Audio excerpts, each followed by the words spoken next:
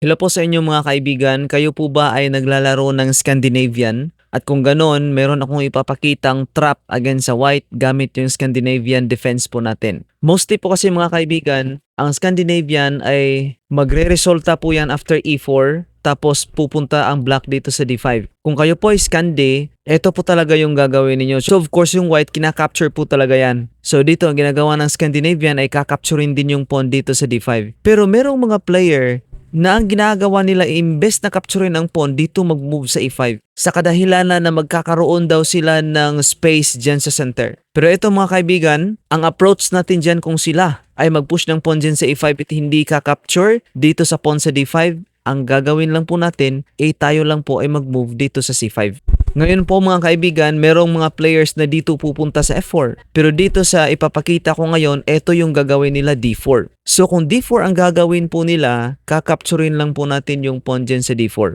At dito po magre-recapture po sila gamit yung queen nila. So ngayon magkakaroon na po tayo ng extra tempo by moving our knight dito sa c6. Naka-threat yung queen nila dyan sa d4. Kaya ang possible na gagawin ng white, pwede ibalik nila yung queen dito sa d1. Or para makapag-develop yung white, kasi sa chess, kinakailangan na faster development ang gagawin natin dito, may malaking possibility na yung white ay hindi babalik doon sa d1 o di kaya sa d3. Of course, matatakpan yung bishop kung doon siya babalik sa d3. Ang gagawin ng white, hindi niya iilag ang kanyang queen pero may development ito bishop dito sa b5. Bakit po? Hindi makapag-capture itong knight dyan sa d4 dahil nakapin yung knight natin dito sa c6. Kung sakaling mag-checking tayo doon para makuha natin yung bishop, of course hindi po yan mangyayari dahil merong knight to c3. Didepensahan lang ng knight ang bishop niya dyan sa b5. Kaya po, sa ganitong posisyon, it's okay for the white na pupunta yung bishop nila sa b5. At ngayon, ano ang ating gagawin? Ito na po yung gagawin natin para makapag-develop tayo ng knight dito. Kinakailangan mag-develop tayo ng other piece. Pwede tayo mag-bishop dito sa d7, pero pwede rin tayo mag-move sa e6. Ito na, pwedeng dalawang pieces na ang pwedeng lalabas dito, knight dito sa e7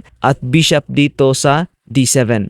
So ngayon, kung makalagay tayo ng bishop dito sa d7, pwede na nating capturein ang queen niya kasi nawala na yung pin. At dito, kung sila ay mag-knight to f3, fast development makapagkasilagan. Ang next na gagawin natin dito mga kaibigan is pwede na po tayo mag-knight dito sa e7. Gagawan po natin ng trap po siya. At dito po magde-develop siya knight dito sa c3. So it means may possibility na yung white king ay pipili kung siya ba'y castle king side or mag castle queen side. Dito, nag-develop siya ng knight to c3. At ngayon, ang gagawin natin dito sa black ay pwede tayong mag-move dyan sa bishop to d7. So ngayon, pwede na natin capturein yung queen kung sakaling hindi nila kakapturein yung knight kasi wala ng pin. Pwede na tayo makapag-capture ng queen. Halimbawa, kung sila ay mag-castle king side, edi syempre kakainin na natin yung queen dyan sa d4. Sigurado talo na po sila dyan. Balik natin ha.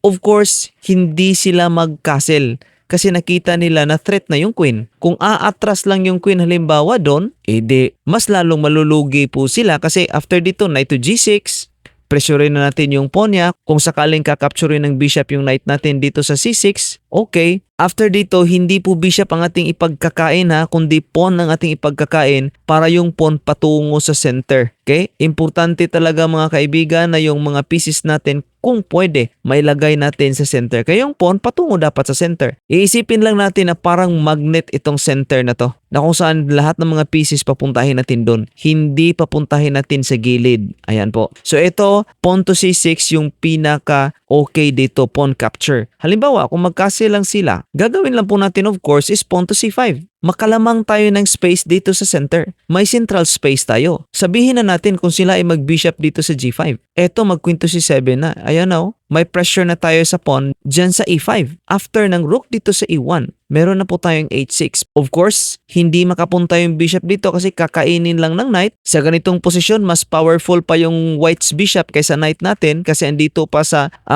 camp natin. Okay lang kung yung knight natin ay nandyan na sa square sa e4 kasi mas malakas na ng kaunti yung knight natin kaysa bishop. Pero sa ganitong posisyon, mas malakas pa yung bishop niya. Kaya maybe, doon na lang ilagay yung bishop dyan sa dito. Kasi po, kung dito ibalik sa c1, hindi makapag-develop yung rook. Kaya dito na lang sa dito. At ngayon, continuous development bishop to e7. Kung sila'y mag-queen dito sa e2 para ma-develop yung rook, eto mga kaibigan, pwede na po tayong mag-castle kingside. Rook dito for example sa d1, at ngayon meron tayong rook a to b8. Pupuntirahin natin itong pawn dito sa b2. Kapag mag b3 po sila, meron na po tayong d4. Of course, lugi po talaga sila sa space dito. Ang central space natin ay napakalakas. Saan pupunta yung knight? Doon pupunta, hindi po okay yan kasi babalik yan sa initial position. Ngayon kung pupunta dito sa gilid, hindi rin pwede.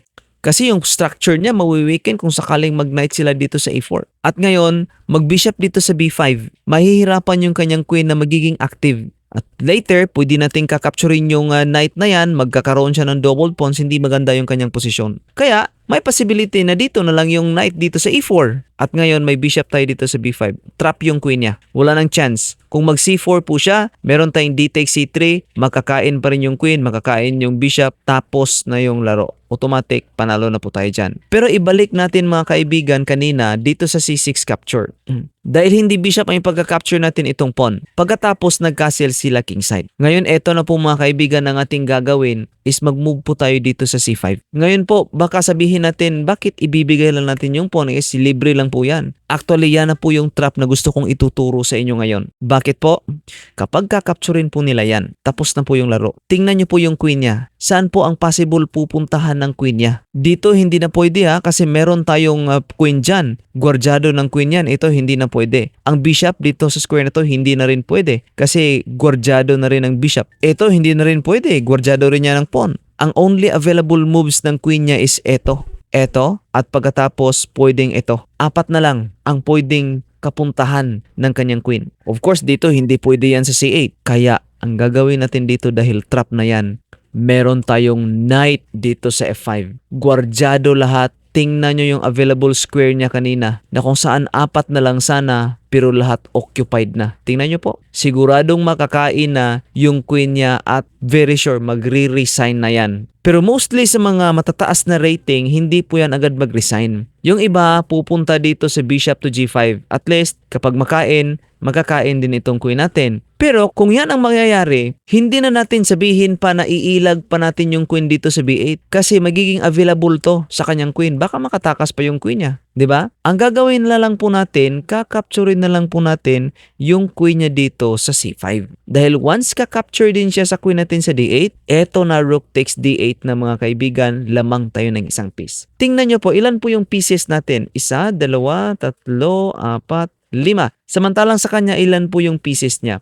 1, 2, 3, 4. Apat na or apat na lang yung pieces na natira niya. Tapos 5 yung sa atin. Hindi automatic panalo tayo. Yan po ang trap na gusto kong ituro sa iyo ngayon na kung saan napaka-epektibo kung kayo po ay naglalaro ng Scandinavian. At dito po, hindi po solid yung pagpapatuloy niya dito kasi wala talaga siyang ibang pwedeng gawin. Halimbawa, ito na lang, queenside attack na lang. Kasi close na dito Wala po siyang pwedeng gawing atake dito. Kaya ito, a3, b4 na lang. Okay, ito, pwede na tayo mag-knight sa d4. Kakainin natin ang pawn na yan. Kung didipinsahan nila dito, for example, sa c1, napakapangit talaga yung rook dyan na ilagay. Na kung saan dapat yung rook, dapat ilagay dyan sa sa open file Pero dito, nawawala yung power ng rook niya kasi ito, nagbabantay sa isang batang 1-year-old. At ngayon, pag ganun ang mangyayari mga kaibigan, kung wala lang sana yung knight na to, pwede tayo makapag-fork. Pero dahil nandyan, development talaga mga kaibigan.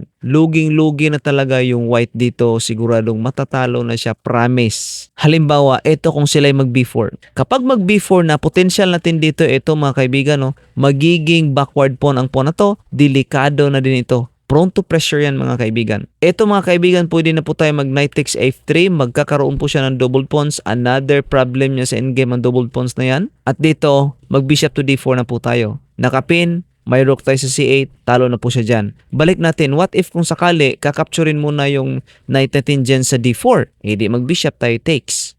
Of course, hindi po sila makapaglagay ng knight sa ito kasi meron tayong fork doon, 2 rooks. Kaya possible, depensahan niya yun muna. At dito, bishop takes e5 na. Libre na itong pawn dito sa e5. Kasi, hindi na po kasi madepensahan ng any pawn ang pawn niya sa e5. Hindi siya makapag-move sa f4. Bakit? Nakapin yung kanyang pawn dyan. Halimbawa, sabihin natin kung mag-rook lang muna dito sa e1 para at least padepensahan man lang. Pero sa totoo po, lugi pa rin. Bakit? Meron tayong rook na dito sa c8. Aatakihin natin, makapag-gain tayo ng pawn, siguradong panalo na tayo dyan.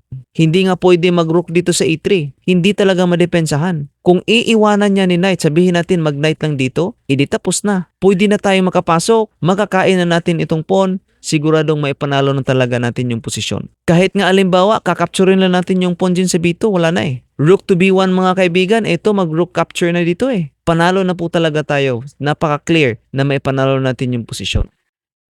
Salamat po sa panonood nyo sa video to. Hindi ako nagpapakita muna ng mukha ngayon kasi hindi pa ako nakaligo. Joke lang. Okay, sige. Shoutout nga pala sa mga sumali sa aking group session. Sila ni Mark Alvin Lozano, Mark Jason Adela, Ronald Montero, Richelu, si Son, tapos si Yael Vergara. Si Yael ay 10 years old pa lang at sa nakita ko may potential siya na magiging isa sa mga malakas na manlalaro sa chess. Erwin Alba, Junjun Malaran at Emil Di Guzman. Meron din po tayong premium videos mga kaibigan sa ating membership dito sa YouTube natin na kung kayo po ay mag-subscribe, daily po yung uploading ng mga videos focusing sa ating lifetime opening sa white at saka sa black. Doon meron po tayong mga lines doon na kung saan magagamit po talaga natin especially sa paglalaro natin ng chess. Kung gusto nyo pong maka-access sa mga videong yon, pwede po kayong makapag-join sa ating membership. Maraming salamat mga kaibigan. Ako po si Bright Chess. Masayang nagtuturo palagi sa inyo. Goodbye.